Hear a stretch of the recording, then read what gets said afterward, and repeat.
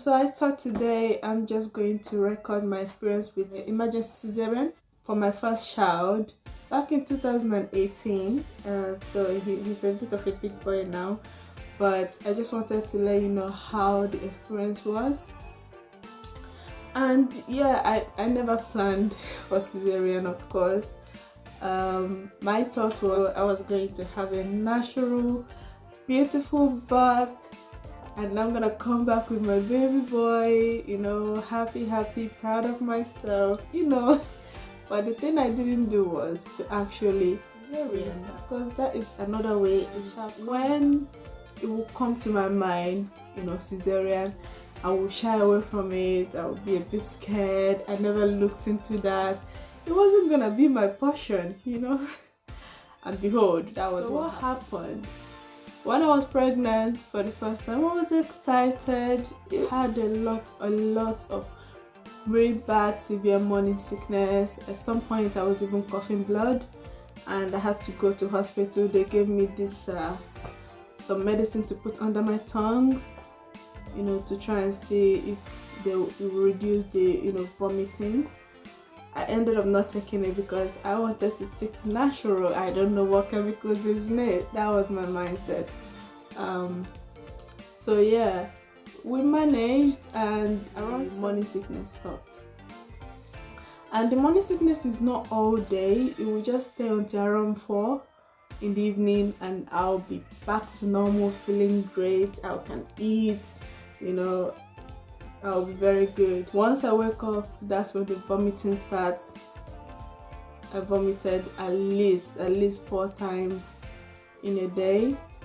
As I was coming closer to my due date, I was doing a lot of research. You know, I was planning my natural birth, how I wasn't gonna cry, I was gonna be strong. I had a neighbor, I would speak to her. She have had 2 children already. I was telling her, oh, I'm so excited, I'm not gonna cry, I'm gonna be a strong girl, you know. It's funny now, it's funny because, girl, you don't know what to expect in pregnancy. On the 3rd of September 2018, I was having contractions. It started around 12 in the midnight of the 2nd to the 3rd. That was my first experience of contraction. I was like, oh, it's not too bad. I wouldn't call it pain. It wasn't pain at the beginning. It was kind of a sensation. Yeah, it was a sensation. And then it gets more stronger and stronger. I was out of the bed. My husband was sleeping. I was just walking around, and when I got tired of walking around, I decided to just stay on all fours and just bounce around like this. I found that moving helped me with the pain. I did that until morning. My husband went to work. I felt like it wasn't that serious yet. I wasn't gonna go to hospital. He should go to work. You know. I was like that the whole of the 3rd. I called the midwife. I told them, oh, I'm having contraction, and they said, oh, first pregnancy, don't worry, if you feel like you need to come in, you come in. I didn't anyway.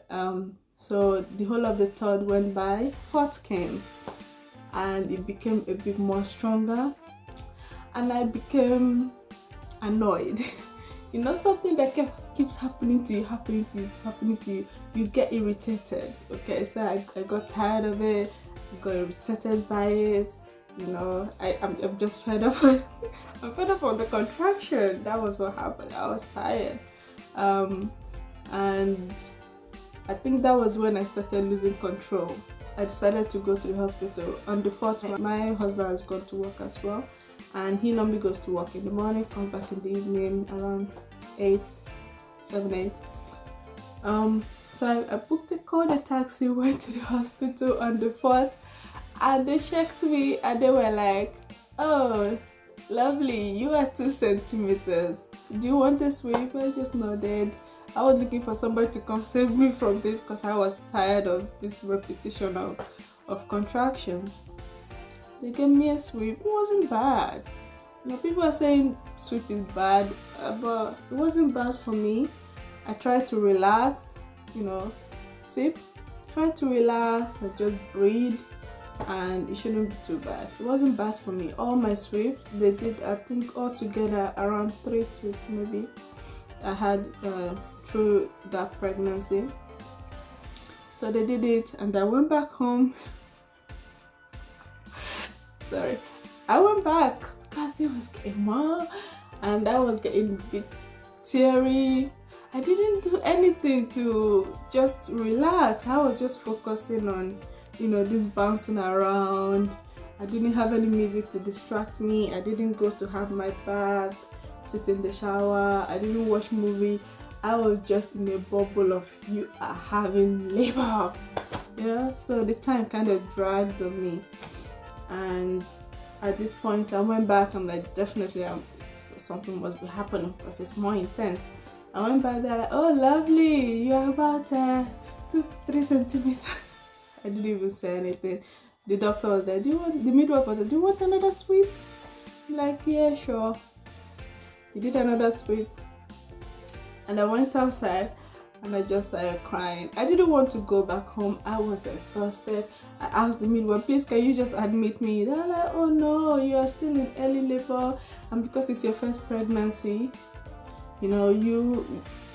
this might take a very long time, so it's easier if you just labor at home where you're comfortable. But I didn't know how to be comfortable. I wasn't distracting myself. Like I said, nobody was distracting me. I was focusing on labor. So I just stayed there. I was crying.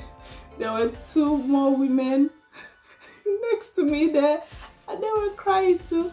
One was with the partner, they were there swaying. The other one was there full blown crying.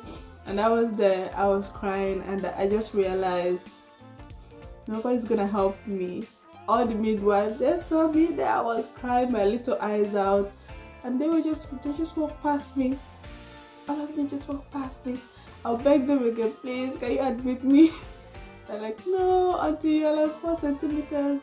I cried all I can cry, and I carried all my bags again and went home because I went with all my hospital bags. I went back home. I didn't call my husband throughout all of this.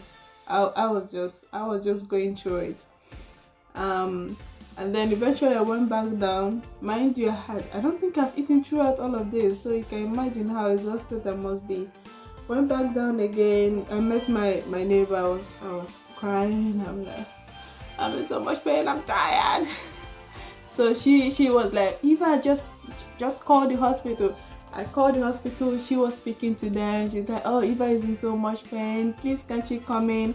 I was like, I'm not coming in. And somehow the midwife started begging me, please come in, we'll not send you back again, we promise. I was crying. I'm like, I'm not coming back in again. This is horrible. You're just going to send me back home. I'm tired of coming down. You sending me back home. And they were begging me. They were begging me, please come. We'll not send you home. I was like, okay. Not long after that conversation, my husband came back, and I just lost it even more. Like, this man is gonna save me. That was my man. Help me, babe. I'm tired. I'm in bed. I'm exhausted. So he's like, okay, come, let's go. We took out things. We went back to the hospital.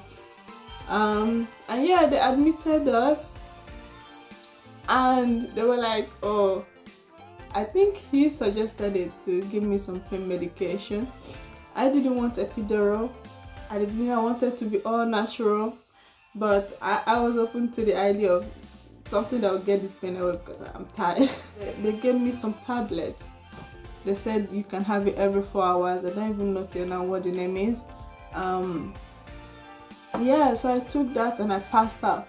So that is what they had gave me until I had my baby. I could sleep, but kind of the memory of the rest of my experience, most of it I can't remember even till now. Like about 80% of what happened after that, I do not remember till now, and that is one thing I regret.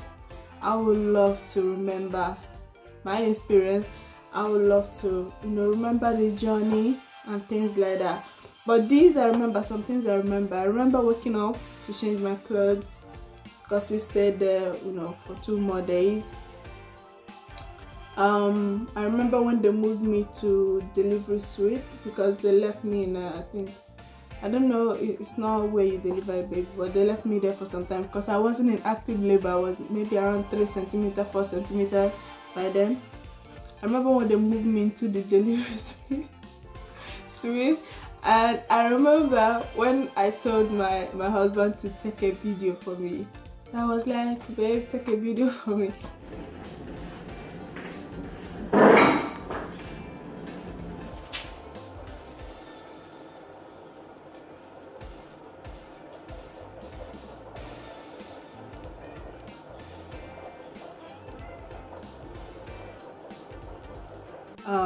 I was pacing around. I wasn't crying. I think once they gave me that thing, the contraction were more manageable. Contraction comes,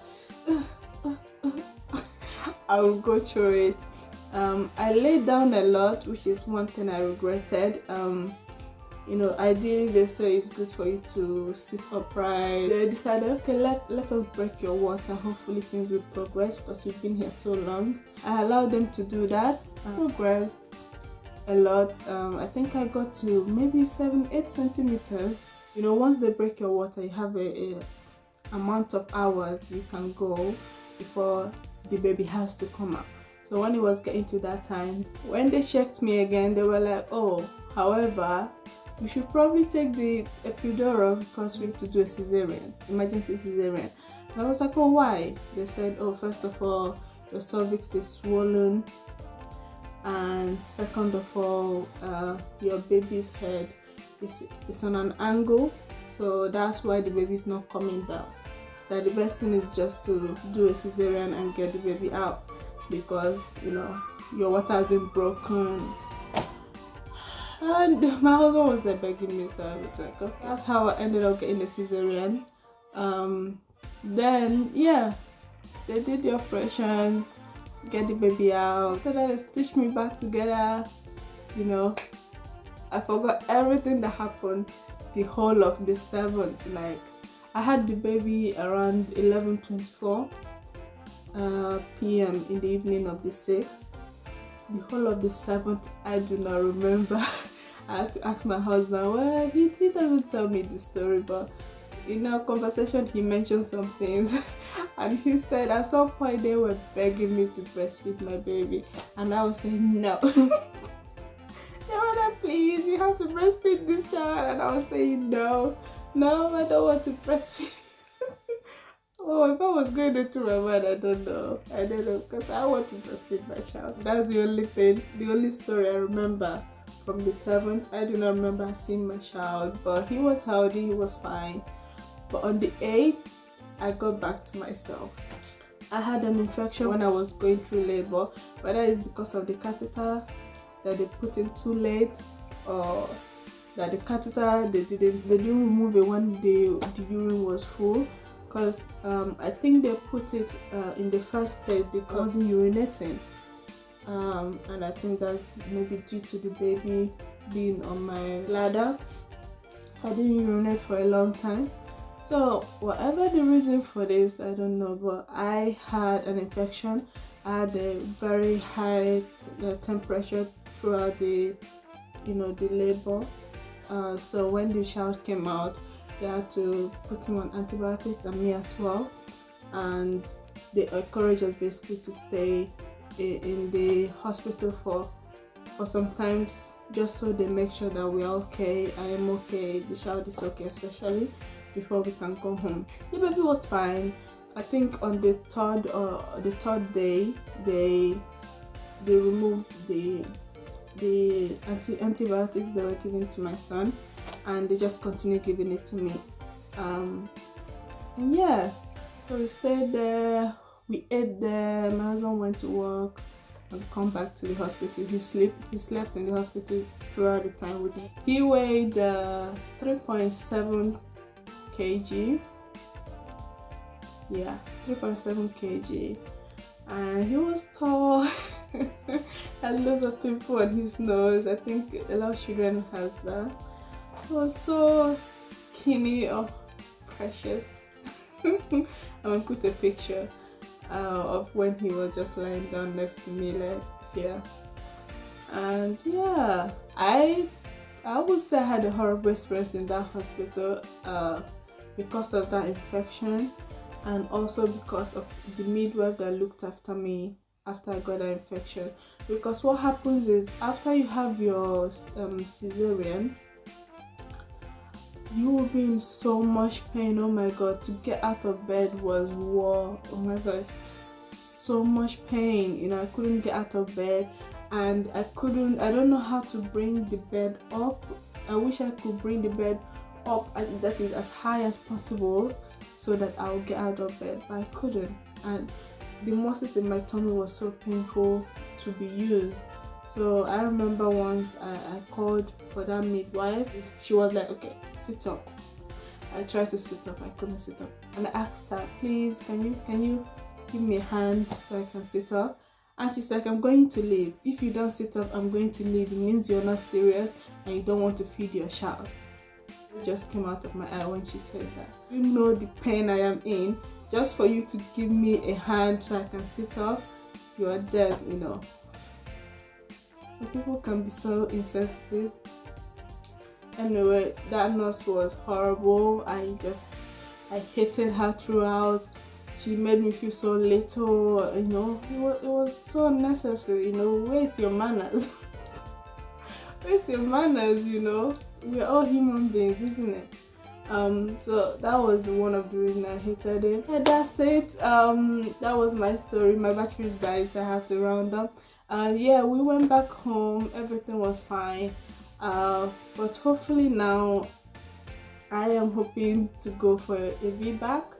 So I hope you follow me in that journey, and we don't know where it will lead. I'm getting prepared mentally, physically, you know, for this experience, and who knows, it might end up being a successful VBAC, a vaginal birth after cesarean. It might end up being a cesarean again. I don't know, but God will see me through, you know, wherever it is. But at the end, as long as I am healthy and my baby is healthy, that is the goal and that is the wish of every mama. Alright, have a lovely day, guys. Hope this was useful. If you have any questions, do ask. Take care.